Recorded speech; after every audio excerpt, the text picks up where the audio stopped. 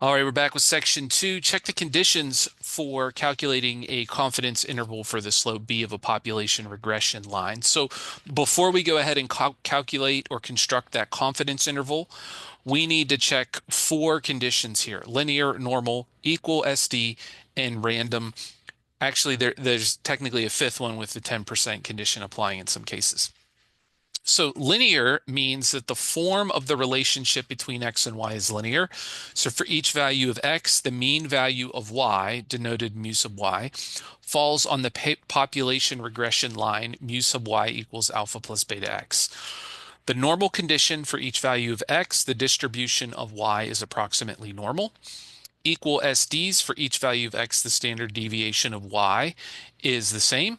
In random, the data come from a random sample from the population of interest or a randomized experiment. Now, when you're sampling without replacement, you need to check the 10% condition. So as long as your sample is less than 10% of the population, you can use the acronym LINER1 to help remember the conditions here. So just take the first letter LNER is like linear, and then one from the 10%.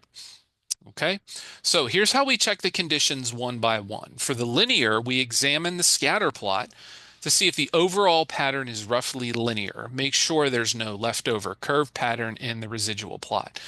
So here we have a nice scatter plot with a linear form. And if we look at a residual plot here, it's not the same data, but this is an example of a bad residual plot that shows a curved pattern there.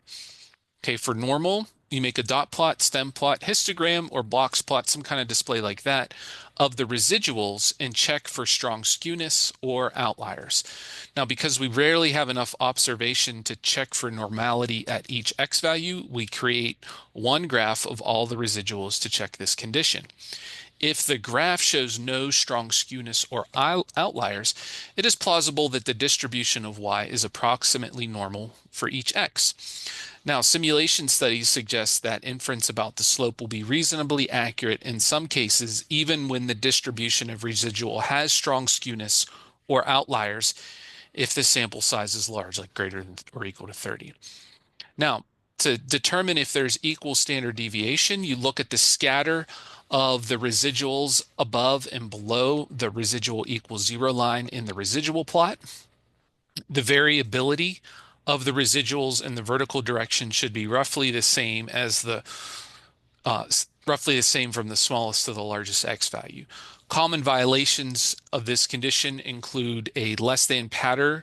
In other words, residuals tend to grow in size as x increases, or a narrowing pattern or greater than pattern where residuals tend to shrink as x increases.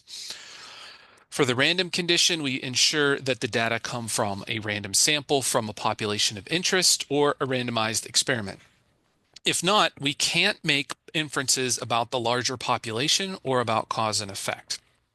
10% condition: if sampling is done without replacement, then check that the sample size is less than 10% of the population. So let's look at an example here. The U.S. Forest Service randomly selected ponderosa pine trees in western Montana to investigate the relationship between diameter at breast height, DBH, height, and volume of usable lumber. The scatter plot shows the relationship between x equals dBH in inches and y equals height in feet for a random sample of 40 ponderosa pines, along with the least squares regression line in the corresponding residual plot and histogram of residuals. So we have all these graphs here. We want to check if the conditions for constructing a confidence interval of the slope of the population regression line are met. So here we have the scatter plot, the residual plot, and then a histogram. Okay, so the scatter for the conditions, we got to do linear one.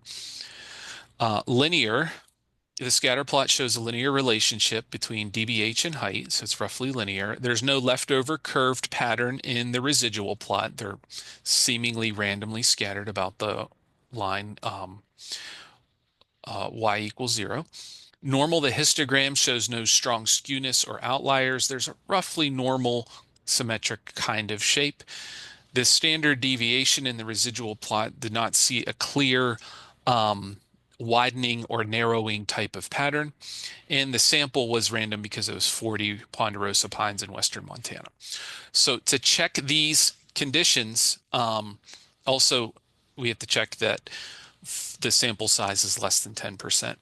Now, we don't know the population size, but it's reasonable to assume 40 is less than 10% of all ponderosa pines in western Montana. Now, again, with checking conditions, you have to specifically spell it out like this. You can't just list the conditions and put a check mark, as some people are tempted to do.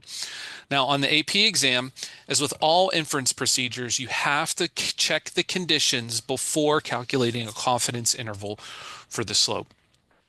Now, if we look back at this residual plot here of the histogram, it's not exactly normal, and that's just a word of caution. Don't overreact to minor issues in the graph when checking the normal and equal standard deviation conditions. Because we're dealing with sampling, we're not going to get perfect lineup of the conditions here. But if the issue is just kind of minor, don't worry about that. All right. Well, that's it for this one, guys. Hope that was helpful. Reach out if you have any questions. Take care.